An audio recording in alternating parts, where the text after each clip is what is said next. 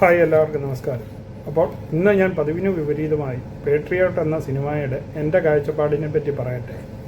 സാധാരണ സിനിമയുടെ അഭിപ്രായം പറയാൻ ഞാൻ തിയേറ്ററിൽ പോയി സിനിമ കാണാറില്ല, അതിനാൽ അഭിപ്രായം പറയാറുമില്ല. എന്നുവെച്ച് ഞാൻ സിനിമ കാണാറില്ല എന്നുള്ളതല്ല കാര്യം. ദിവസേന 10-30 സിനിമകൾ 100-150 ഷോകളോളം ഓടുന്ന തിയേറ്ററിൽ തന്നെ വർക്ക് ചെയ്യുന്ന ഒരാളാണ് ഞാൻ. അപ്പോൾ സിനിമയെക്കുറിച്ച് ഡെയിലി കാണുന്നുണ്ടെങ്കിലും ഞാനങ്ങനെ പ്രത്യേകിച്ച് സിനിമകൾ ഇരുന്ന് കാണാറില്ല. എന്നാൽ വർഷങ്ങൾക്ക് ശേഷം ലാലേട്ടനും മമ്മൂക്കയും ഒരുമിച്ച് അഭിനയിക്കുന്ന ഒരു പടമെന്ന രീതിയിൽ പേട്രിയാട്ട് റിലീസാകുന്ന ദിവസം തന്നെ കാണണമെന്ന് ആഗ്രഹിച്ചിരുന്നു. പ്രത്യേകിച്ച് അത് ഞാൻ ഇരിക്കുന്ന തിയേറ്ററിൽ വരികയും ചെയ്തു. അതിനാൽ ഇന്നലെ തന്നെ ഫിലിം ഞാൻ ആദ്യം ഒന്ന് കണ്ടിരുന്നു. എന്നാൽ ഇന്ന് ഒന്നുകൂടെ കണ്ട ശേഷം എൻ്റെ അഭിപ്രായം പറയാമെന്ന് കരുതിയിരിക്കുകയായിരുന്നു. 2 നടന്മാർ, അതും മഹാനടന്മാർ ഒരുമിച്ച് അഭിനയിച്ച പടം എന്ന രീതിയിൽ നമുക്ക് ആ പടത്തിൻ്റെ ഒരു നിലവാരമുണ്ടല്ലോ. ആ നിലവാരത്തിനോട് ഒട്ടും യോജിക്കാത്ത ഒരു പടമായിരുന്നു പേട്രിയാട്ട്. നമ്മൾ ഒരു ആവറേജ് നിലവാരം പ്രതീക്ഷിച്ചാണല്ലോ ഈ പടം കാണാനിരിക്കുന്നത്. പക്ഷേ പടം ആ ലെവലിൽ നിന്നുമൊക്കെ ഒത്തിരിയും താഴേക്ക് പോയിരുന്നു. 2 മണിക്കൂർ 57 മിനിറ്റുള്ള ഈ ഫിലിം തന്നെ വളരെ ലെങ്തിയായ ഒരു പടമായിട്ടാണ് എനിക്ക് തോന്നിയത്. ഫിലിമിൻ്റെ തുടക്കം തന്നെ പബ്ലിക്കിനെ ഏകദേശം ബോറടിപ്പിക്കുന്ന രീതിയിലാണ് ഫിലിം സ്റ്റാർട്ടാകുന്നത് തന്നെ. കാരണം 20-25 മിനിറ്റോളം പടത്തിൻ്റെ തുടക്കത്തിൽ എന്താണ് സംഭവിക്കുന്നതെന്ന് കണ്ടിരിക്കുന്ന നമുക്ക് ഒരു വിധത്തിലും മനസ്സിലാകത്തില്ല.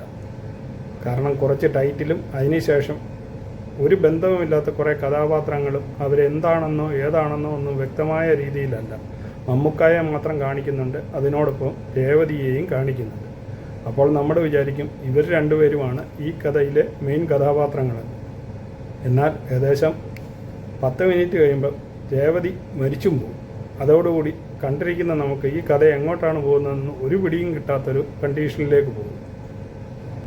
പിന്നീട് മമ്മൂട്ടി എന്ന കഥാപാത്രമാണ് കഥ മുന്നോട്ട് കൊണ്ടുപോകുന്നതെങ്കിലും അദ്ദേഹത്തിനെക്കാട്ടിലും കൂടുതൽ അവിടെ അഭിനയ സ്കില്ലുള്ളത് കമ്പ്യൂട്ടറിനും ഇൻ്റർനെറ്റിനും ഫോൺ ഹാക്കിങ്ങിനും ഒക്കെയാണ്. കാരണം മമ്മൂട്ടി എന്ന കഥാപാത്രം അവിടെ ഉണ്ടെന്ന് മാത്രമേ ഉള്ളൂ. കഥയിൽ തുടർന്ന് കാണിക്കുന്ന സീനുകളൊക്കെ ഇൻ്റർനെറ്റും കമ്പ്യൂട്ടറും ഫോൺ ഹാക്കിങ്ങും ഒക്കെ തന്നെയാണ്. ഇന്ന് ഞാൻ സാധാരണ കാണുന്ന ഇംഗ്ലീഷ് ഫിലിമുകളിലെ കമ്പ്യൂട്ടർ ടെക്നിക്കുകൾ ഒരു കോപ്പിയടിയായി മാത്രമേ പേട്രിയോട്ടിൽ കാണുവാൻ സാധിക്കുന്നുള്ളൂ. ഇൻ്റർവെൽ വരെ ലാലേട്ടനെ നോക്കിയിരുന്നവർക്ക് നിരാശ മാത്രമായിരുന്നു ഫലം. ഇൻ്റർവെല്ലിന് ശേഷമാണ് ലാലേട്ടനെ കാണുന്നത് തന്നെ എന്ന് തോന്നുന്നു. കാരണം ഞങ്ങളിവിടെ കാണുന്നത് ഇൻ്റർവെല്ലും കൂടെ മിക്സ് ചെയ്തിട്ടാണ് ഒരുമിച്ചാണ് ഓടുന്നത്, ഇൻ്റർവെല്ലില്ലാതെ. അത് കാരണം ഇൻ്റർവെല്ലിന് ശേഷമുള്ള സീനിലാണ് ലാലേട്ടൻ പ്രത്യക്ഷപ്പെട്ടതെന്ന് തോന്നുന്നു. ഏകദേശം പടം പകുതിയിൽ കൂടുതൽ 2 മണിക്കൂറോളം കഴിഞ്ഞാണ് ലാലേട്ടൻ്റെ എൻട്രി വരുന്നത്. എന്നാൽ ലാലേട്ടനെ പ്രതീക്ഷിച്ചിരുന്ന ലാലേട്ടൻ ഫാൻസിനാണെങ്കിൽ ആകെ നിരാശാജനകമായിരുന്നു ലാലേട്ടൻ്റെ സീൻ. ഏകദേശം ഒരു നനഞ്ഞ പടക്കം പോലെയാണ് ലാലേട്ടൻ രംഗത്ത് വരുന്നത് തന്നെ. ഇല്ലാത്ത ഏതോ കഥാപാത്രത്തിന് വേണ്ടി ലാലേട്ടനെയൊക്കെ അതിനകത്തേക്ക് കുത്തിത്തിരികയാണെന്ന് ആ ലാലേട്ടൻ്റെ സീനുകൾ കണ്ടപ്പോൾ എനിക്ക് തോന്നിയ എൻ്റെ അഭിപ്രായം. ലാലേട്ടൻ ഉൾപ്പെടെയുള്ള പല കഥാപാത്രങ്ങളും അങ്ങനെയാണ് എനിക്ക് തോന്നിയത്. ഉദാഹരണം രേവതി തന്നെ. രേവതിയെ ഈ ഫിലിമിൽ എന്തിനു വേണ്ടിയാണ് ഒരു മിനിസ്റ്ററുടെ റോളിൽ കൊണ്ടുവന്നത്? അതും മിനിസ്റ്ററാണ് എന്ന് അറിയുന്നത് തന്നെ നമ്മൾ മമ്മൂട്ടി അത് ഇൻട്രൊഡ്യൂസ് ചെയ്യുന്നത് കൊണ്ടാണ്. തുടക്കത്തിൽ കാണിച്ച ഒരു കഥാപാത്രം എന്തൊക്കെയോ പറയുന്നു, അത് കഴിഞ്ഞപ്പോൾ അവർ ചത്തുപോകുന്നു. പിന്നീട് മമ്മൂക്ക തന്നെ പറഞ്ഞാണ് അവരൊരു മിനിസ്റ്ററാണെന്ന് നമ്മൾ അറിയുന്നത്. പിന്നീട് ഏറ്റവും ഭയങ്കരമായിട്ട് എനിക്ക് തോന്നി നയൻതാരെ എന്തിനു വേണ്ടിയാണ് ഈ പടത്തിൽ കൊണ്ടുവന്നിരിക്കുന്നത്. നല്ലൊരു അഭിനേത്രിയായ നയൻതാരയ്ക്ക് ഈ പടത്തിൽ എന്താണ് റോളുള്ളതെന്ന് എത്ര ആലോചിച്ചിട്ടും പിടികിട്ടില്ല. അതിനാലാണ് ഞാൻ ഇന്നലെ കണ്ട പടം ഒന്നുകൂടെ ഒന്ന് കണ്ടു നോക്കി. ആ ഫിലിമിനകത്ത് നയൻതാരയ്ക്ക് പ്രത്യേകിച്ച് ഒരു റോളുമില്ല. അവരെങ്ങനെ ഇതിനകത്ത് വന്ന് അഭിനയിച്ചു എന്നത് എനിക്കിപ്പോഴും പിടികിട്ടിയിട്ടില്ല.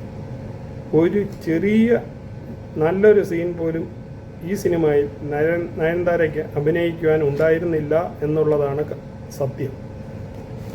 പിന്നെ ലാലേട്ടനും മമ്മൂക്കയും ശരിക്കും പറഞ്ഞു കഴിഞ്ഞാൽ ഈ സിനിമയിൽ അവരുടെ മുഖങ്ങളിൽ തന്നെ അവരുടെ പ്രായം വ്യക്തമായി അറിയുന്നുണ്ട്. ഇത്രയും പ്രായമുള്ള മമ്മൂക്കയും ലാലേട്ടനുമൊക്കെ ഇതേമാതിരി ഇംഗ്ലീഷ് സിനിമയിലെ നായകന്മാരെ കൂട്ടോ അല്ലെങ്കിൽ ഒരിക്കലും നടക്കാത്ത കാര്യങ്ങൾ നടത്തി കാണിക്കുന്ന തെലുങ്ക് സിനിമയിലെ നായകന്മാരെയൊക്കെ കൂട്ട് അഭിനയിക്കുന്നത് മലയാളികൾക്ക് ദഹിക്കുമെന്ന് എനിക്ക് തോന്നുന്നില്ല. ശരിക്കും അതൊക്കെയാണ് ഈ ഫിലിമിൽ കാണിച്ചിരിക്കുന്ന മറ്റൊരു വല്ലാത്ത സീനുകൾ. കാരണം ആകാശത്തോടെ പറന്നു പോകുന്ന പറവയെ ഏണി വെച്ച് പിടിച്ചെന്ന് പണ്ട് സന്തോഷ് പണ്ഡിറ്റ് പറഞ്ഞിട്ടുണ്ട്. അതേമാതിരിയാണ് ആകാശത്തൂടെ പൊയ്ക്കൊണ്ടിരിക്കുന്ന ഫ്ലൈറ്റിൻ്റെ വാതിൽ തുറന്ന് അതിൽ നിന്ന് ഒരു 5 മിനിറ്റോളം പിന്നെ അവരുമായിട്ട് ഗുസ്തി പിടിച്ചിട്ട് തുറന്നു പിടിച്ച ഫ്ലൈറ്റ് ഓടിക്കൊണ്ടിരിക്കുകയാണ്.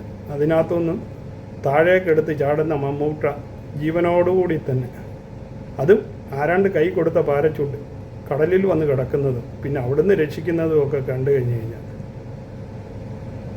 തെലുങ്ക് സിനിമയെ വെല്ലുന്ന സീനുകളെയാണ് എനിക്ക് ഓർമ്മ വന്നത്. കാരണം പല തെലുങ്കന്മാരെയും ഞാൻ കളിയാക്കാറുണ്ട്. കാരണം ചിരഞ്ജീവി ഒന്ന് കൈപൊക്കിയാൽ 25 പേര് തെറിച്ചു പോകുന്നത്. ഇന്ന് ഈ ഫിലിമിൽ മമ്മൂക്ക അങ്ങനത്തെ സീൻ കാണിക്കുന്ന കണ്ടപ്പോൾ എനിക്ക് അതാണ് തോന്നിപ്പോയത്. പറയാതെ വയ്യ. പിന്നെ ഫഹദിൻ്റെ അഭിനയത്തിനെക്കുറിച്ച് പറയാതെ വയ്യ. ഈ സിനിമയിൽ ആകെ അഭിനയിച്ചു എന്ന് തോന്നിയ ഒരു വ്യക്തി ഫഹദ് ഫാസിലാണ്. നല്ല അഭിനയം തന്നെയാണ് ഫഹദ് ഇതിൽ കാഴ്ചവെച്ചത്. പിന്നീട് അഭിനയിച്ച ഒരാൾ ഫഹദിൻ്റെ അച്ഛൻ്റെ വേഷം കിട്ടിയ ആ നടനും ആ പുള്ളിയുടെ അഭിനയം എനിക്ക് മമ്മൂക്കയെയും ലാലേട്ടനെക്കാട്ടിലുമൊക്കെ വളരെ നന്നായി തോന്നി. പിന്നീട് ആവറേജ് അഭിനയത്തോടു കൂടി കുഞ്ചാക്കോ ബോബനും ഈ ഫിലിമിൽ അഭിനയിച്ചിട്ടുണ്ട്. ശരിക്കും പറഞ്ഞു കഴിഞ്ഞാൽ ഇവിടെ ഞാൻ കാണുന്ന സാധാരണ കമ്പ്യൂട്ടർ നിർമ്മിത ഇംഗ്ലീഷ് സിനിമകളെ കോപ്പി അടിക്കാൻ ശ്രമിച്ച ഒരു സിനിമയായി മാത്രമേ പേട്രിയാട്ടിനെ കാണാൻ സാധിക്കുന്നുള്ളൂ. മലയാളികൾക്ക് ഇത് എത്ര കണ്ട പിടിക്കുമെന്ന് വരും ദിവസങ്ങളിൽ നമുക്ക് കണ്ടറിയാം. ഒരു സൂപ്പർ ഹിറ്റ് മമ്മൂട്ടി മോഹൻലാൽ ചിത്രത്തിൻ്റെ 7 അയൽവക്കത്ത് പോലും നിൽക്കാത്ത ഒരു സിനിമയായി പേട്രിയാട്ടിനെ ഞാൻ എൻ്റെ കണ്ണിൽ കൂടി കാണുന്നു. ഇത് കണ്ടപ്പോൾ ഒന്ന് അഭിപ്രായം രേഖപ്പെടുത്തണമെന്ന് തോന്നി. അതിനാൽ എൻ്റെ അഭിപ്രായം രേഖപ്പെടുത്തി എന്ന് മാത്രമേ ഉള്ളൂ. നിങ്ങൾക്ക് ഈ വീഡിയോ ഇഷ്ടമായെങ്കിൽ ചാനൽ ലൈക്ക് ചെയ്യാനും സബ്സ്ക്രൈബ് ചെയ്യാനും മറക്കാതിരിക്കുക. വീണ്ടും അടുത്തൊരു വീഡിയോയുമായി കാണുന്നത് വരെ നിങ്ങൾക്കെല്ലാവർക്കും ഗുഡ് ബൈ.